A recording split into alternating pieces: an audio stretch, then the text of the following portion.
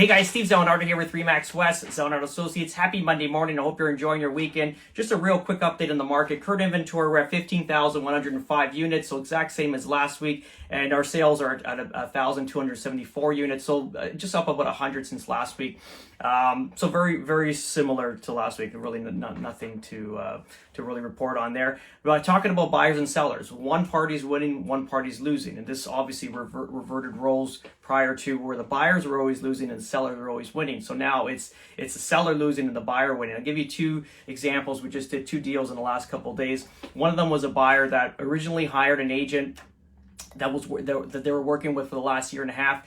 Remember, the last year and a half, huge inflation, huge non-inventory existed on the market. If you were an agent, you had to be on it 24/7. It's not a gimmick. That's not I work 24/7. It's literally you had to be 24/7 because if you weren't, you were getting fired. And this is I did a video a couple weeks ago, and I think there's one thing I want to change in the year forward, because all things stabilize and spending more time with family, because they definitely suffered during this period because it was 7 days a week, nonstop, just hammering. If you weren't on top of things, you were getting fired. So this agent just got fired. We got hired.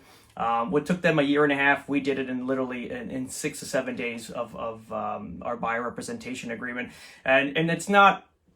Problem is that the agent just showed them properties where they were able to afford a decent property, and obviously as the market increased in value, their budget stayed the same, so they had to get into less inferior properties that they're originally looking for. And what I did is I just shifted them into a new area, just away from where they originally looking, but getting them more value for the money that they're paying. So they paid about 10% less than, let's say, market was at the height of the market. So the property that they bought, 2-bedroom condo, amazing unit, very large square footage, huge bedrooms, niche building, like boutique with a gym and everything.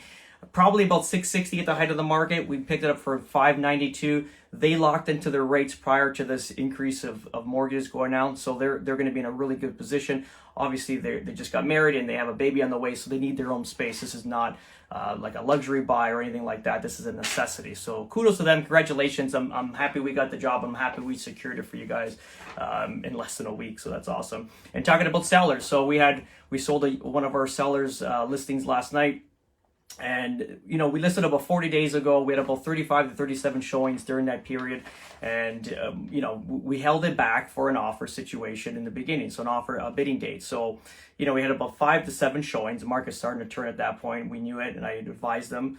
And so we get one offer on the table because we listed at $10.99. We get an offer at $11.51. So, and my sellers didn't want to accept it. They said it's too low. We don't want it.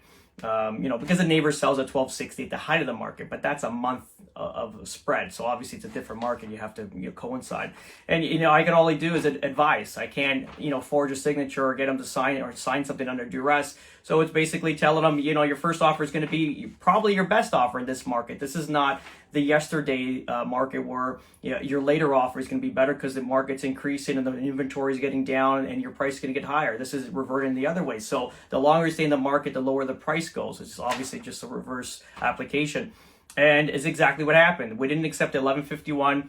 We sat on the market for another 30 something days, 32 days, and we get an offer last night, and we fought for a 1.1 million. So they lost $50K in literally 30 days. Obviously it is what it is. It's not my house. I can't force anyone to sell. I wish they listened to me. They would have been up 50K, but ultimately we did secure the deal. It's conditional, and then we'll go from there. But so our sellers, and then if you look at it, the direct neighbor sells in the height of the market. Remember, we're semi-detached. We share the same bricks, share the same driveway. It's the same unit backed onto the same space.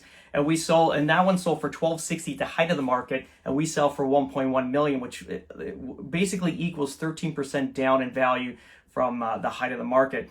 And also, my sellers, they bought something 10% down from the height of the market. So yeah, there's winners and losers right now. That's pretty much it, guys. If you're on the market, really consider your first offers when they come in. Really look at them. And this is what I did with my house. When an offer came in, I fought very, very lightly for some sort of increase on where they originally submitted.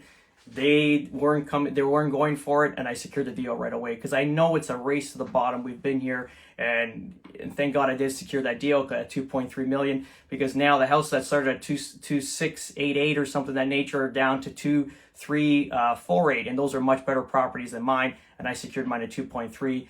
So if those ones are 2.348, mine would have been 2.25 already. So I would have lost 50K if I didn't accept this deal off the hop. But that's pretty much it, guys. If you have any questions, always reach out, 647-962-4372. Have a great day.